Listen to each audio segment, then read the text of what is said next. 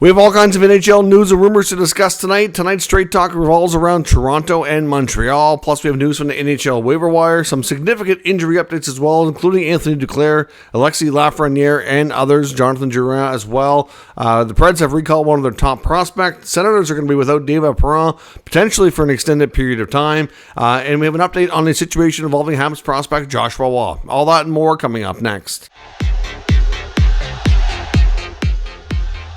Welcome back to another video here at Top Shelf Hockey. As I mentioned, we have lots to discuss here today. Of course, we get. Let's start first with the news from the Amazon production for Canadian viewers. Of course, tonight, Monday Night Hockey. It's a second rendition of this. They started last week. Of course, last week there was multiple games. Tonight it's just the one on the schedule: Toronto versus Tampa. They were doing something new tonight. Unfortunately, I didn't get the chance to catch it because it's been a busy day here in my home province. We were undergoing a provincial election and all that, so I had lots on the go here today, but I will try to catch the replay just so I can kind of experience how it all went down. But they were introducing something new called home ice access. So it's about 45 minutes before game time. It's like a countdown to the game, to the actual show, I guess, where they're kind of showing how everything kind of changes throughout the arena, like the atmosphere and whatnot within the stands, within the concourse of the arena and all that. Kind of gives you a behind-the-scenes look as the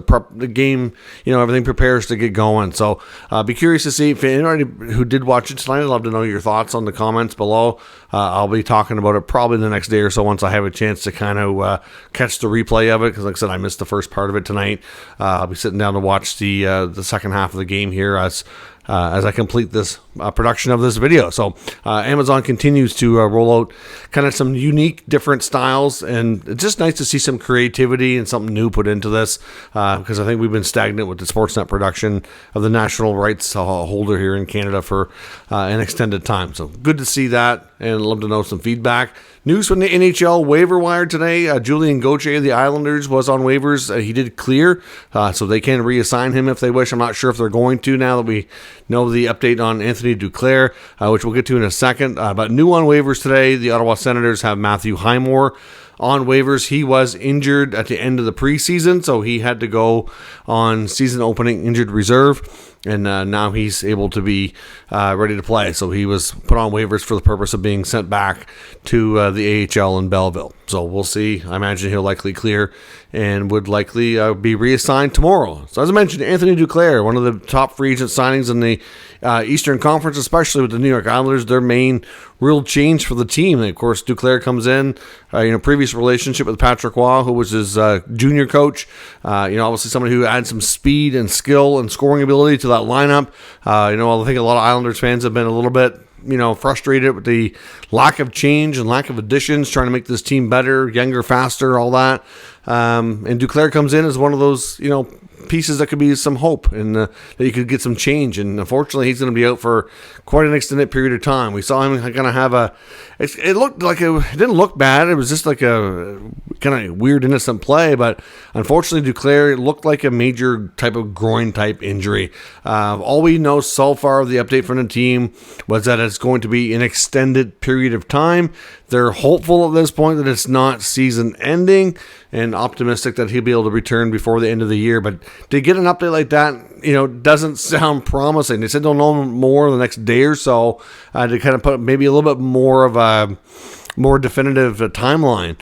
But to say out long term, but likely not season ending, doesn't really exactly scream, it's going to be okay, and he's not going to be out long. So that's terrible news for them. Absolutely terrible news.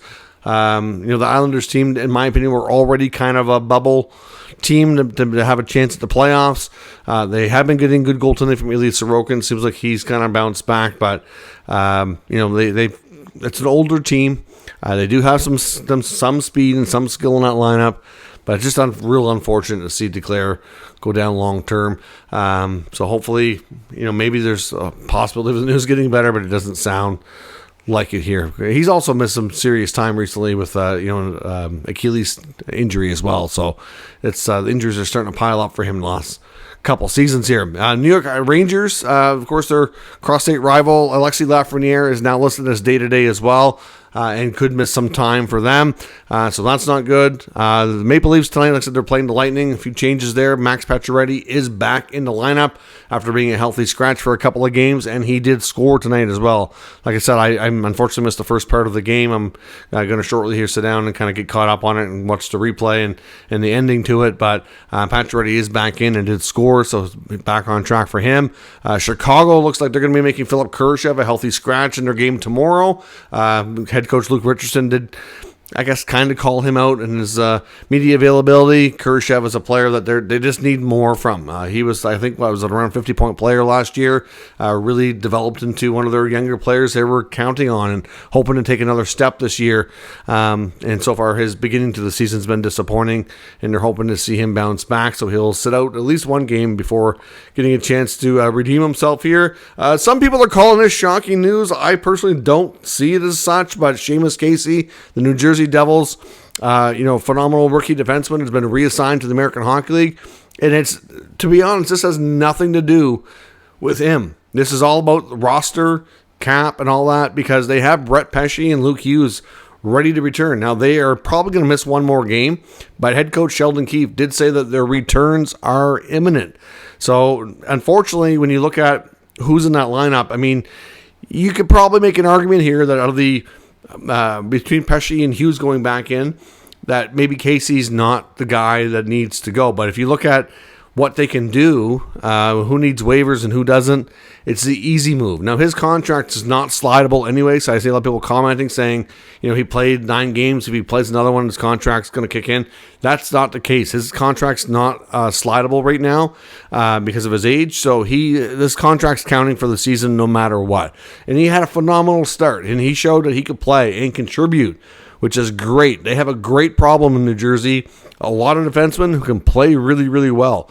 So long term, they'll have to reassess things and see. But, obviously a guy like Kovacevic, who came over from Montreal in the offseason, projected to be like a 6'7" guy, obviously moved up with the Pesce and Hughes injuries. He filled in nicely as well. He'll probably get bumped down. He might end up being a guy who has to sit out on occasion as well. So, is it fair? No, but at the same time, it's the easy move, right? So you don't have to risk losing another piece. So as much as Casey deserved to keep playing, when you got options like Pesce and Hughes to go in, what are you supposed to do? You got to get them in there, right? So they have a great issue there in New Jersey with all that D depth that they suddenly find themselves with. In Colorado, Jonathan Drouin also placed an injured reserve, so he's going to miss at least 7 days. Drouin, of course, an important piece there. So that's unfortunate news for them. Nashville, of course, we know has struggled, 0-5. One of their top prospects, former first rounder from 2021, Zachary Lura, who formerly of the Halifax Mooseheads, of course, played a couple extra years in junior after being drafted, had a good solid year in the AHL last year, got sent down this year with all the extra veteran signings they've made it tough for him to crack that lineup from the get-go. But the 27th overall pick in 2021 appears ready to make his NHL debut this week. So be happy to get a chance to see him get in there. Of course, Lura, if you know French, you know why his nickname is Happy. Some updates in Ottawa. Of course, they're going on their first road trip of the season. They did play a road game in Montreal, but given the close proximity, of course, that was just a quick trip back and forth. But this is their first extended road trip of the season. Going to Utah is where they start. They had their practice there this morning, and unfortunately, they're going to have to do it without veteran David Perron, who signed in Ottawa as a UFA this offseason. And at this point, it's unknown how long David Perron is going to be away from the team. This is not injury related, and I do ask that, for Perron's sake and his family, certainly keep them in your thoughts. David Perron's wife is pregnant. They were ready to have another child added to their family, and there's a lot of complications going on with said pregnancy. I know the team and Travis Green just said he was away for personal reasons. They weren't going to get into it, which is what you would expect, but his wife did have a long social media post kind of explaining things.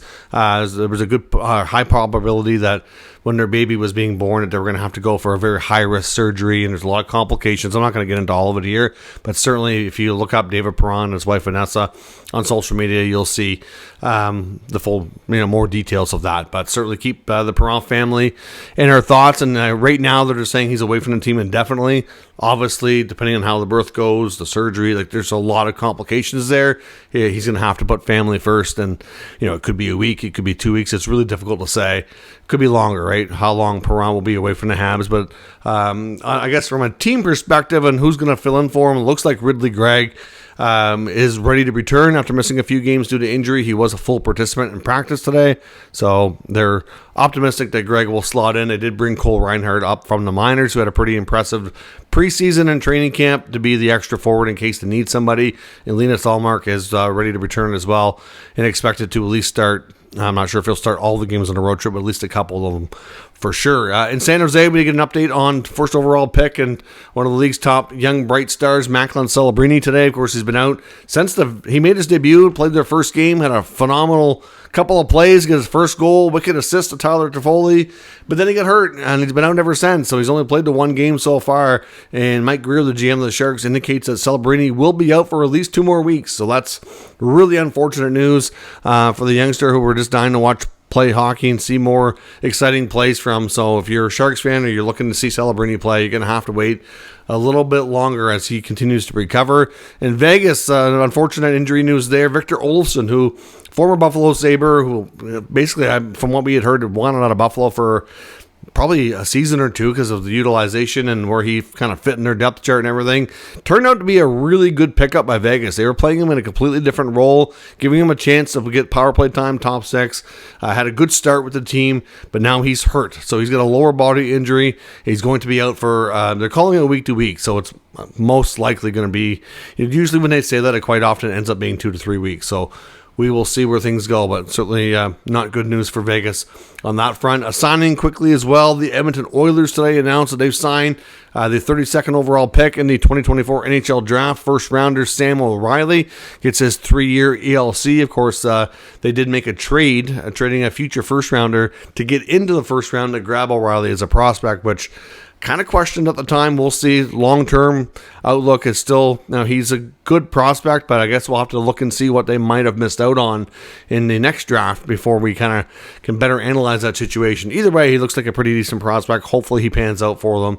Obviously, he's had a good year of development since so far to his draft plus 1 season to start it well, and he gets his ELC. So that's good for him. Habs prospect Joshua Roy, who we know didn't have a great training camp. A lot of people thought he might be able to have a good camp and stick in the NHL after having a good finish in the NHL last year. We talked yesterday that he had a kind of an odd scenario happen where he had an event lined up where he was doing an autograph session, a meet and greet, and he no-showed it. There was about, I think it was between 60 to 100 people that were there waiting for him. He never showed up. There was a statement put out by his agent today saying that as much as they were aware that there was an event, that apparently he wasn't aware of the date and time. So it was basically just a mix-up. Not really a great answer in my opinion. I mean, obviously, if he, signed the contract and agreed to make an appearance and do this, because there was fees for the autographs and everything like that, I do believe. So it just seems odd that, you would mess that up. But at the end of the day, like I said yesterday, I wasn't really sure how the Habs organization, if they were going to, actually comment on it, if there'd be any kind of team discipline. I don't know that there actually will be, to be honest. I mean, could it affect maybe if he gets a recall or they decide to go in another direction to another prospect? I don't know. Maybe. It doesn't look good. And I don't really think it's a great answer. I would prefer somebody to come out and take ownership and, kind of acknowledge a mistake, but anyways, it's not a huge deal. It probably won't have a major impact on his career long term, but for a player who, had a good finish last year and then came into camp and kind of didn't do so well to really solidify himself a job, and then to have this happen, it just kind of, snowball effect a little bit. I do wonder if the Habs organization feels any different or, might have more questions now about his long-term, character or whatnot. We'll have to wait and see. Like I said, the Habs, at least to the best of my knowledge, haven't publicly commented on that situation. And like I said, not a huge deal, but sometimes it's the little things that kind of make a difference, and that's just not a good look in my opinion. Now on to some trade talk. We got a couple of things to take a look at here today. A couple of things, one with the Habs, one with the Leafs.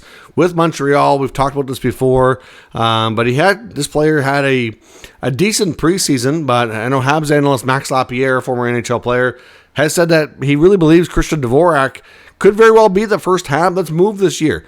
He's been with the organization for parts of 3 years, and obviously has failed to make an impact.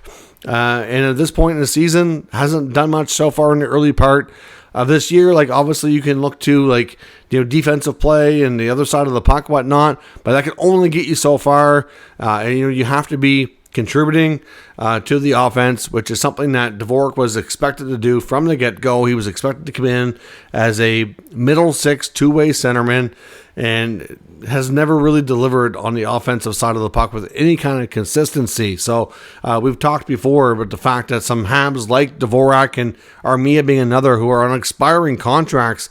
Regardless of the Habs season, I honestly think if they can, those guys will 100% be moved this year. Now, there's some other moves that are more questionable. You get David Savard, you get Mike Matheson.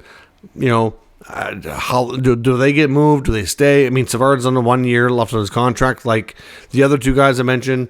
Matheson has a little bit more term, so you don't have to make a decision there just yet. Matheson, of course, is more of a local product. I think is a great. And Savard, they're both really good veteran guys that are good. Guys for their younger D to learn from as well.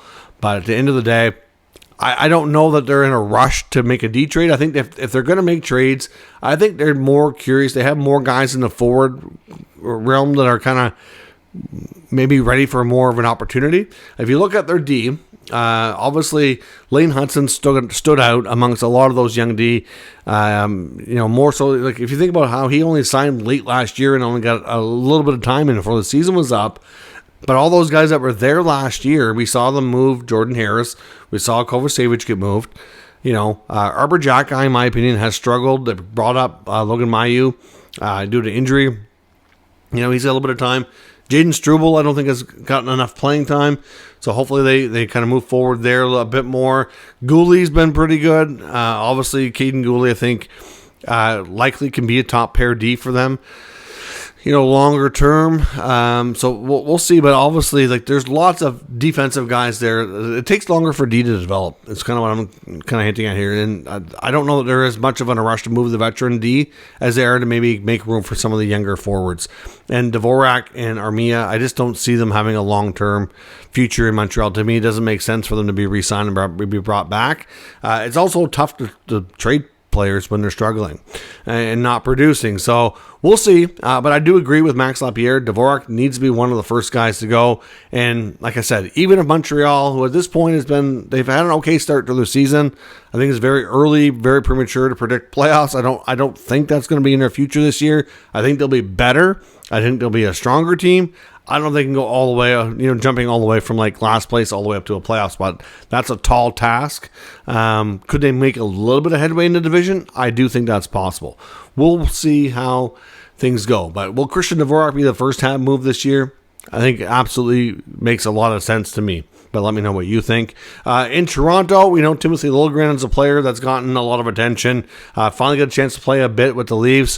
There was a new Sportsnet article in the last couple of days looking at up to 10 different teams that make sense to maybe move and make a trade for Timothy Liljegren in Toronto.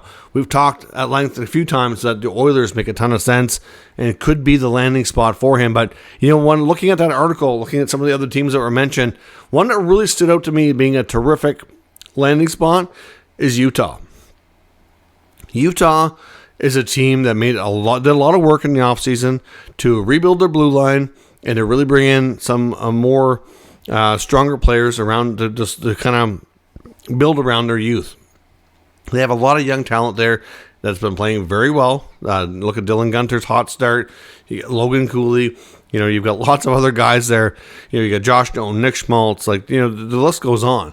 Lots of talented young forwards. But their decor early in the season has been decimated by injuries, especially on the right side. Sean Dursey and John Marino are both going to be out for several months.